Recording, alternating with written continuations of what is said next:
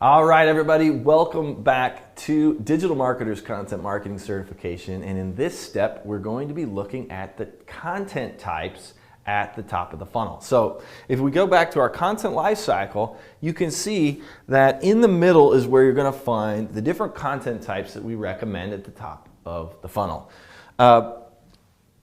So those top of funnel content types are blogs. Okay, blogs are a very almost any business can benefit at the top of the funnel through the use of a blog and social media updates. These are kind of the top of funnel content types that are ubiquitous across all different niches and verticals. But then you have things like infographics, photographs, digital magazines and books, podcasts, audio, podcasts, video, right? Microsites, print magazines and newsletters, primary research. These are the kinds of things that we recommend at the top of the funnel to raise awareness about solutions, about the products and services that you provide. All right, so let's take a look at each one of these in turn. So you talk about blogs. Now here's an example over here of, Whole Foods using a blog to raise awareness, right? So that they sell high quality, organic, locally grown type foods, all right? And they want to use their content to make you aware of the fact that Whole Foods provides this kind of solution. So you can see here this piece of content here called 7 Sensational Spring Side Dishes. All right, and they are showing you a recipe, and of course at the same time sort of alluding to the fact that, hey, we sell all the things in here. We sell the carrots and the peas and the bacon and all of those things, and here's how to put them together to create a solution for you, which is a nutritious, organic food experience, right? Now over here at Digital Marketer, we've got our blog that's talking about how to choose the right traffic source for your market. So in this particular blog, we're trying to make people aware that we know how to drive traffic. We know how to run a digital strategy. And so we publish content that is making people aware of our solutions and maybe even making them aware of problems that they didn't know that they had in their business.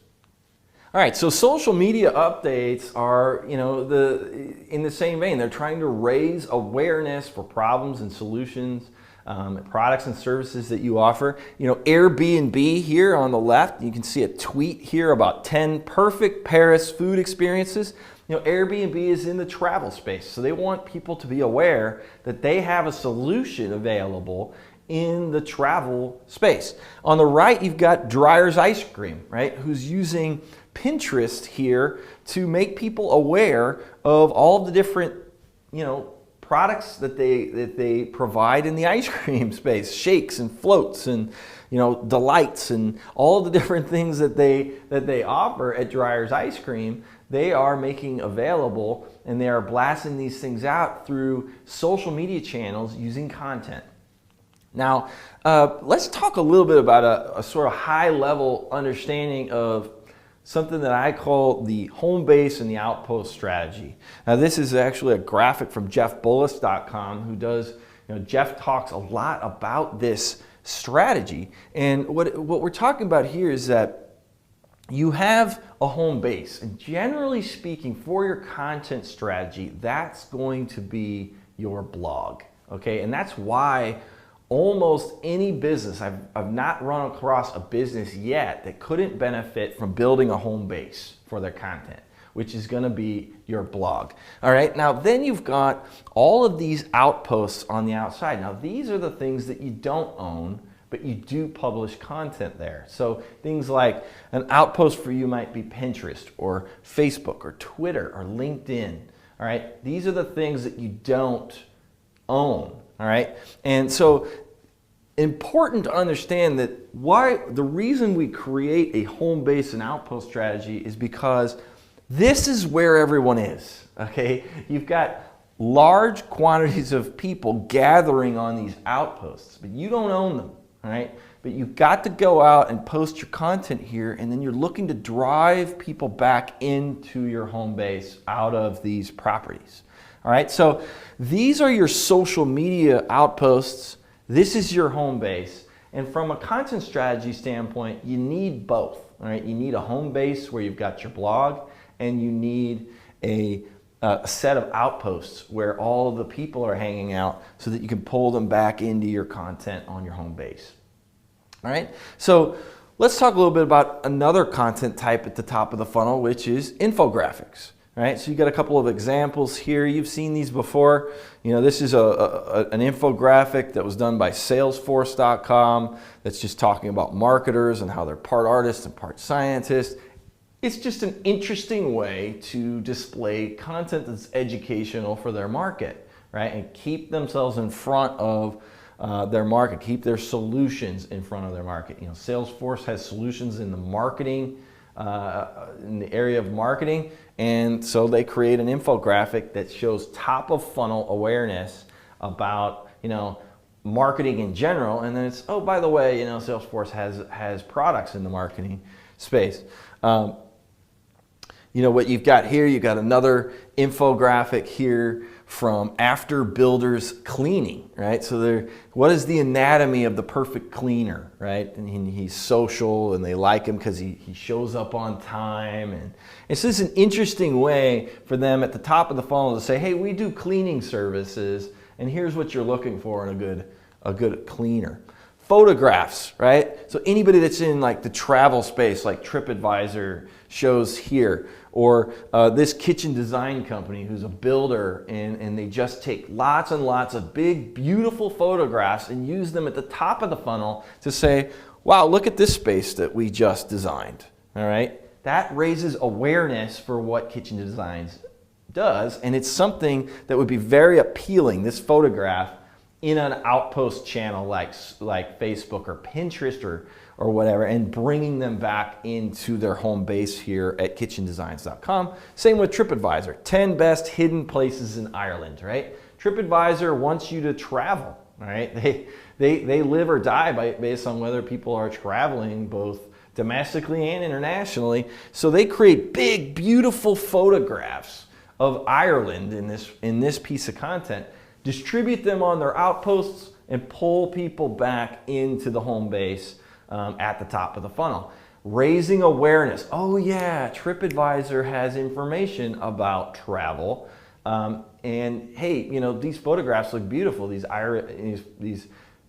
photographs of Ireland look beautiful. I'm gonna go check out this article. And then again, it's a subtle reminder, TripAdvisor is there, and they have a product and they have a service. Digital magazines and books are hot, right? People creating, it's just another channel for you to distribute your content, and you can even use the content that's existing on your blog to push it out into places like Apple Newsstand and Amazon in order to get your top of funnel content into people's hands and raise awareness. You know, you've got all kinds of people publishing these types of magazines at the top of the funnel. It's very similar to the blog strategy, except in this case you're using a digital magazine or a book. All right, so another type of content that you might use at the top of the funnel is a podcast. Again, this is just a way of packaging your content in a different way through audio and distributing it in a different way through things like iTunes, right? So that people can grab your content in another capacity. So, you know, if you're creating this podcast about real estate success, right, it might raise awareness, and it will raise awareness if you do it properly, as to what services and products that you provide around the real estate market. So audio podcasts, you also could do video podcasts, like in the upper left-hand corner, you've got Jay Baer, who's kind of a social media guru, but he also runs an agency, right? He has an agency that does social media for large brands, and he uses audio or video podcasting in order for you to understand that he's an expert about video podcast, or he's an expert about marketing, and that you should hire him in his agency to do services. And you got Samsung over here, a large brand, just showing you all the different fancy products and services and solutions that they have available at the top of the funnel, right? I need this product or solution. I might find these videos very useful from Samsung to become aware of what that company provides. You know, microsites are another top of funnel content.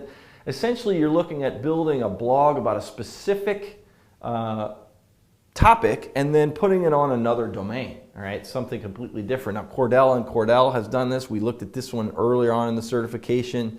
This is dadsdivorce.com, and it's a service provided by Cordell & Cordell, but it's actually on a different site than their main website.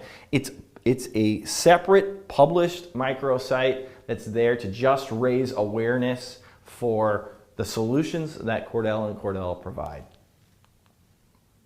Print magazines and newsletters, you know, if you've got the, you could go digital and that's going to be much cheaper, but a lot of brands are going print, right, with their content strategy at the top of the funnel. So things like Lego Magazine is there to create content. There's lots of cartoons and things in there of people using, you know, the Legos are actually animated, right, in the cartoons, and then the child reads it and they say, I gotta have those Legos.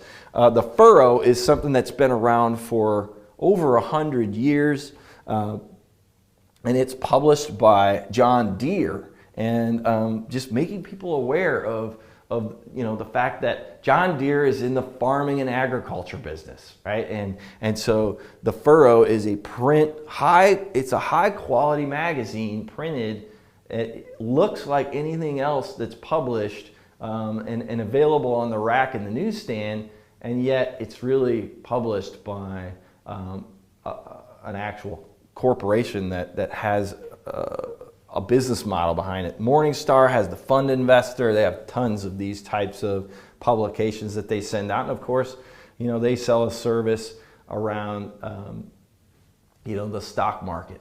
All right, so the last piece of content type that we will cover here is primary research. So, you know, it's difficult to pull this off because it's a little bit intensive to get it done, and that's exactly why it's a powerful content type, is because there's not a lot of primary research out there. If you're able to create something like the social media marketing industry report or Google's 0 moment of truth research, right, that teaches you how to use Google better essentially and what they've learned by all the data that they've collected at Google, or what Social Media Examiner has learned by surveying its market, and then put that out in as primary research, you will get lots of awareness around that kind of content.